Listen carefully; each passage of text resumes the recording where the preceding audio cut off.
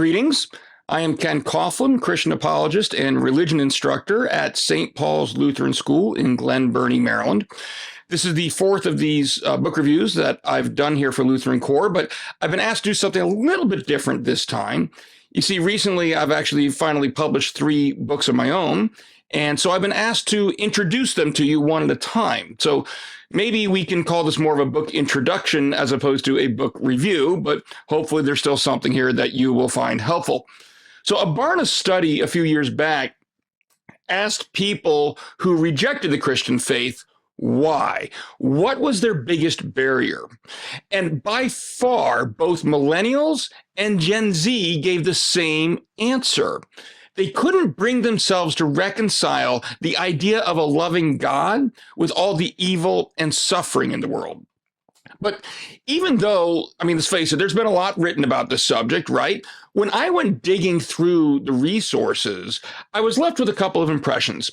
First, it seemed like any book that was written, for the people in the pews, for your average congregation member, it didn't go very deep. Maybe folks have read some chapter in an apologetics book that talked about the problem of evil, maybe even a few chapters, but these books end up giving, at best, a surface level explanation.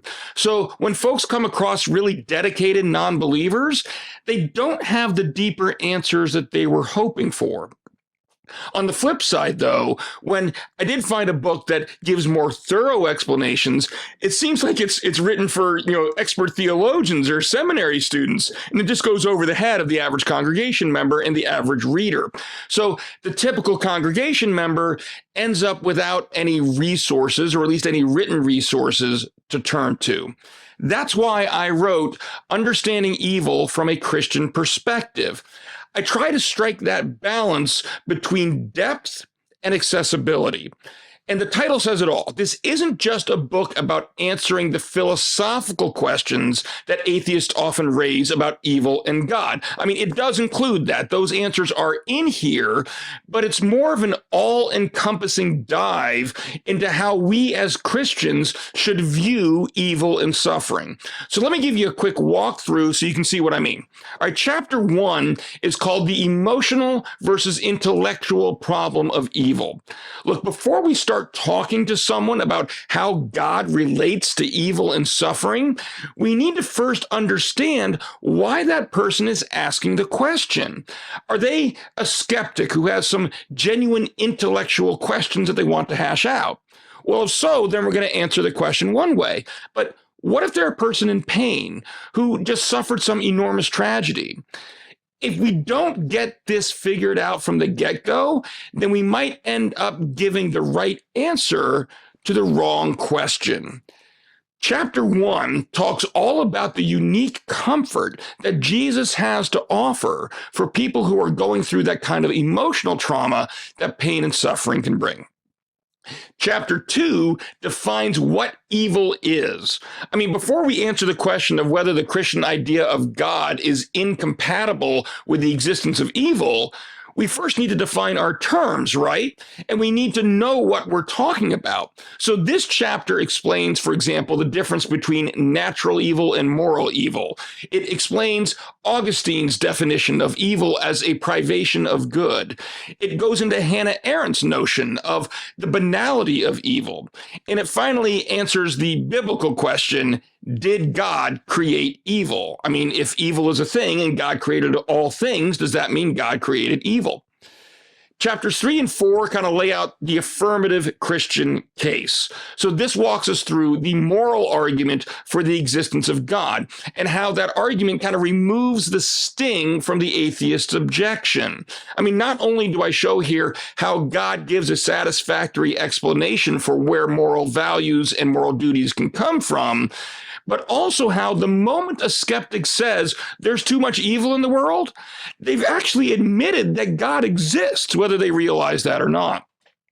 Chapters 5 through 8 introduce several atheistic arguments and shows why they don't work.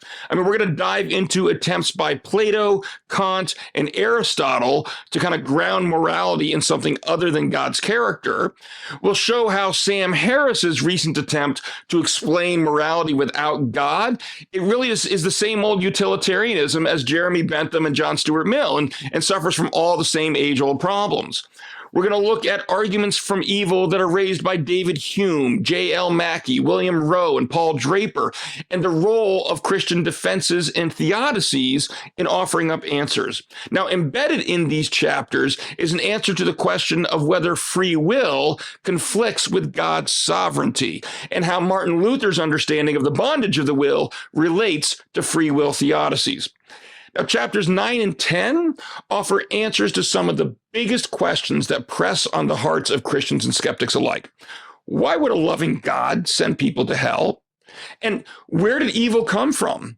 And what is its ultimate destiny? All too often, God is accused of being evil, not just for what people see in this world, but also for what the Bible says is going to happen with non-believers in the next. And so no deep dive into the Christian understanding of evil would be complete without addressing that, and also without answering why we're in this boat in the first place. Where did evil come from? How did it get here? And what is God doing about it?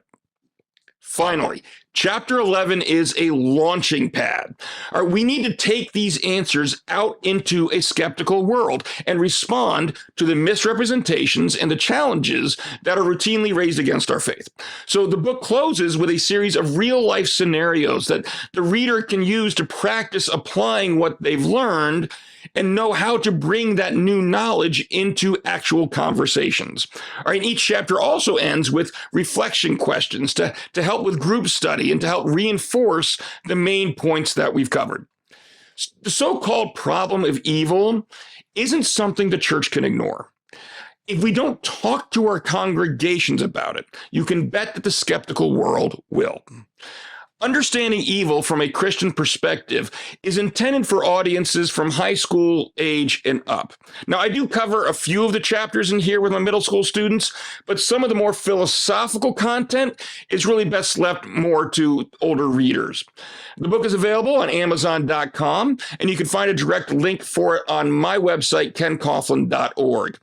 If you have any questions, there's also a link on that website to email me. You can contact me that way, and I will be happy to answer. For all the pastors out there, thank you so much for all the hard work you are doing for the kingdom. And to everyone else, God bless.